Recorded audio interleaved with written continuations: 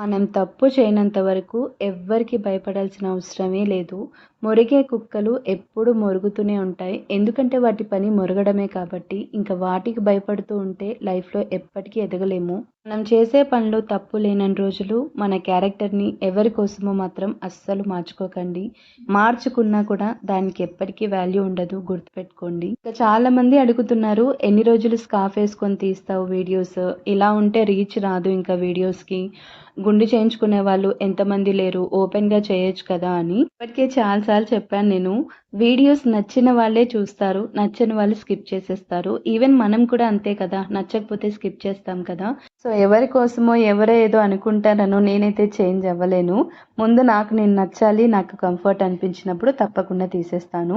ఈరోజు వీడియో విషయానికొస్తే నైట్ కొంచెం అన్నం ఉండింది. దాంతో పులిహోర చేసి ఎగ్ బుర్జీ చేశాను. ఎప్పుడైనా ట్రై చేస్తారా? టేస్ట్ చాలా బావుంది. వీడియో నచ్చితే చిన్న లైక్